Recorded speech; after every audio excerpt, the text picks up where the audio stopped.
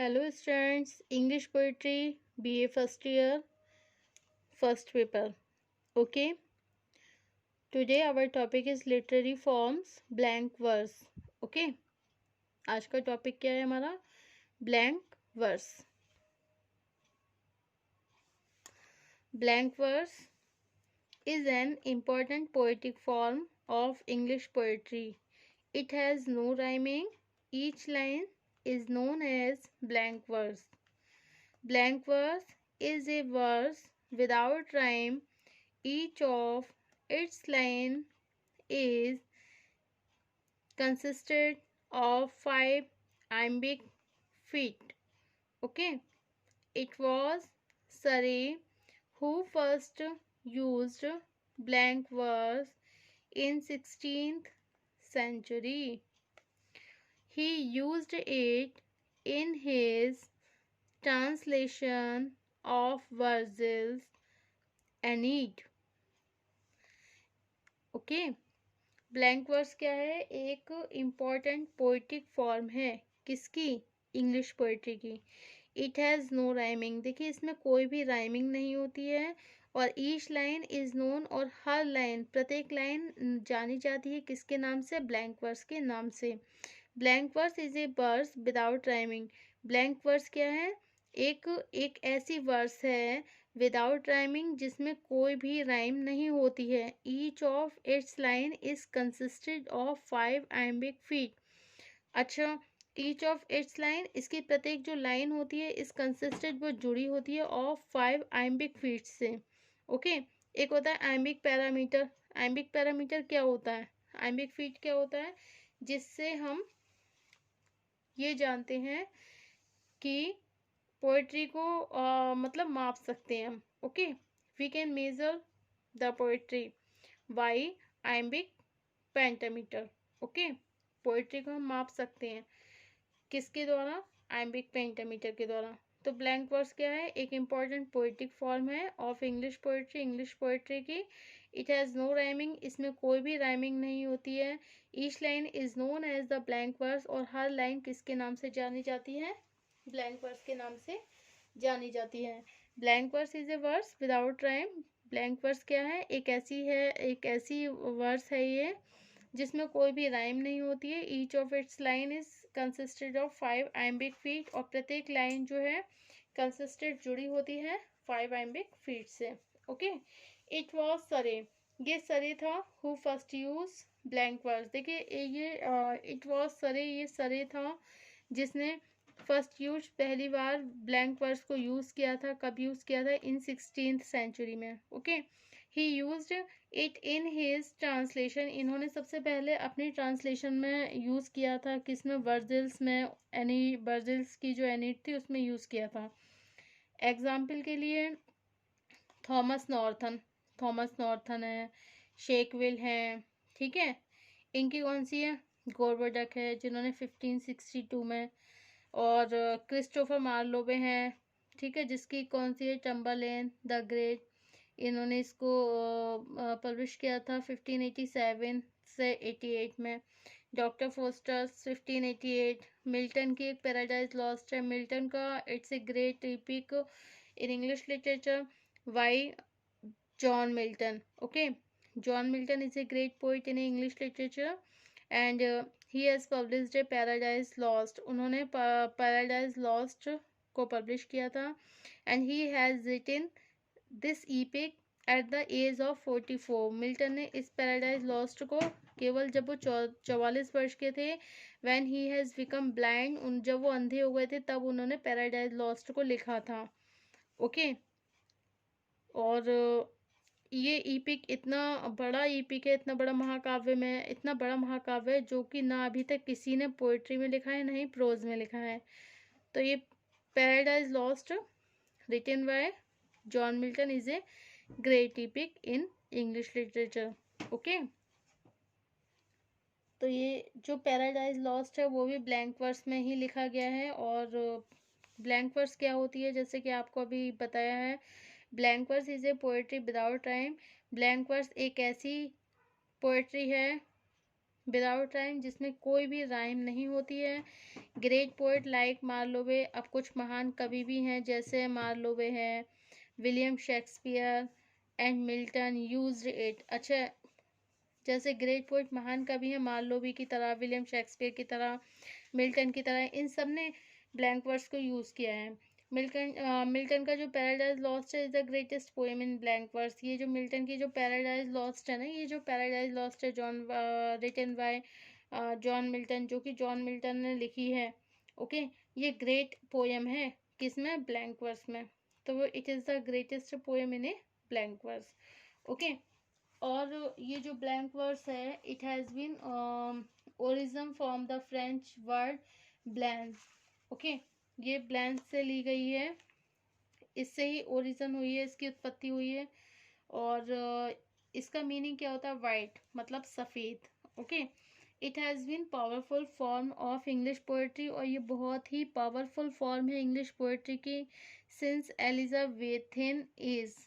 Okay, blank verse consisted of the unrhymed line usually in iambic pentameter, और ये जो blank verse है consisted of the of unrhymed lines usually in iambic pentameter. It has 5 pair of the syllables, इसमें 5 pairs होते हैं syllables के। the first level unstress, जो first level होता है वो अनस्ट्रेस होता है। कैसा होता है, अनस्ट्रेस। और सेकंड लेवल जो होता है वो स्ट्रेस होता है। मतलब फर्स्ट सिलेबल जो होगा उसमें किसी प्रकार का मतलब ये पूरी तरह से अनस्ट्रेस होगा, कोई भी इसमें किसी प्रकार का कोई दबाव नहीं होगा। लेकिन जो सेकंड सिलेबल है वो उसमें स्ट्रेस होता है। ओके, उसमें स्ट्रेस दिया होता है। However there may be a variations in practice from poet to poet ranking from 9 to 11th level. Okay, from 9 to 11th level. Henry Howard or Earl of Surrey was the first poet to use this stanza from in his translation. Henry Howard or Earl of Surrey was the first, ये पहले poet थे to use this stanza, जिन्होंने stanza को use किया था from in his translation, अपनी translation में use किया था, ऑफ द टू बुक्स, दो किताबें, ऑफ वर्जिल और एनीड। ओके, वर्जिल की जो एनीड थी। Perhaps he borrowed it from Italian experiment, perhaps शायद ही बोरोड इट, इन्होंने इसको उधार लिया था, किससे उधार लिया था, इटालियन एक्सपेरिमेंटर से। Okay, who also used in translating rhymeless long poem, who also used it, जिन्होंने यूज़ किया था ट्रांसलेटिंग में राइमलेस, जिनकी एक लॉन्ग पोयम थी बिल्कुल राइमलेस थी वो। द सरे did not father the form and but handled it with an expert hand and gave English poet the most powerful and effective verse form. Okay, English poet जो अंग्रेजी के जो कवि हैं मोस्ट पावरफुल, बहुत ज़्यादा पावरफुल है and effective verse form. After this, Sackville and Northorn used this form in Gorboduc in 1562 में। उसके बाद सेकविल आए और नॉर्थन आए, उन्होंने भी इस फॉर्म को गोवर्धक को 1562 में यूज़ किया। Since then most of the poet, अधिकतर इसमें जो पोएट थे dramatist, used this form the best medium for the higher kind of drama, अपने ड्रामा को उच्च बनाने के लिए भी ब्लैंक वर्स का यूज़ किया था। In this way blank verse which was the deliberate imitation of the Seneca ultimately proved to be successful. ultimately ये prove हो गया to be successful, बहुत successful रहा। it is now much familiar and fashioned in English verse form, और अब ये क्या है, बहुत ज़्यादा परिचित हो गया है, फैशन एक तरीके से फैशन के तौर पर आ चुका है, किसमें, इंग्लिश वर्स फॉर्म में।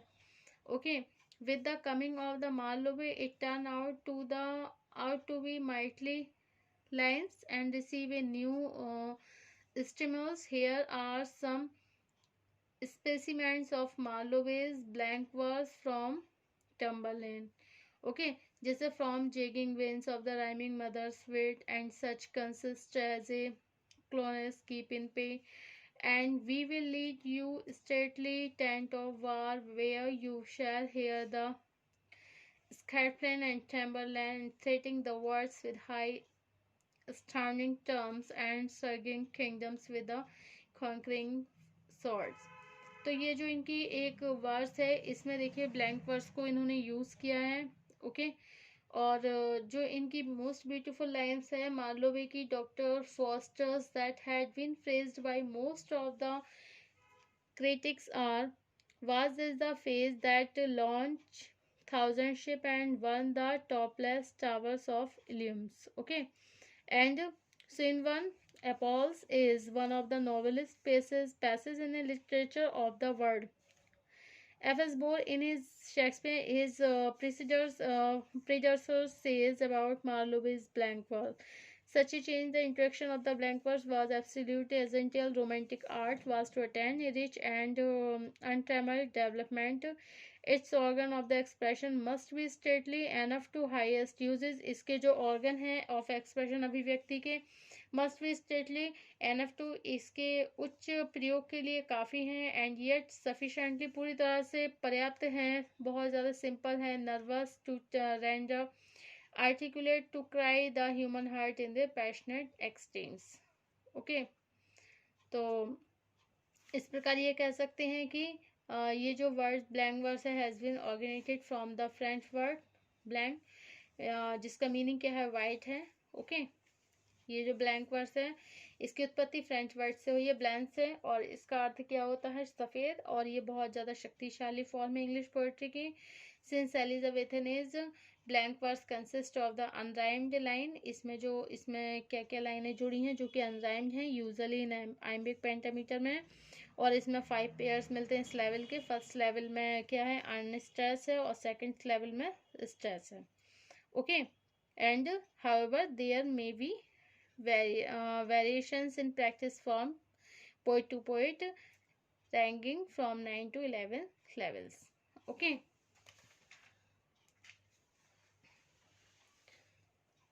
and it had been a long lasting companion of poet. There is a long lasting companion of poet and authors like Shakespeare, Milton, Wordsworth, Coleridge, Shelley and Tennyson for its freedom from rhymes. Okay, so blank verse also used in his translation versus Aeneid. Okay, and it is very important poetic form of English poetry. Thank you.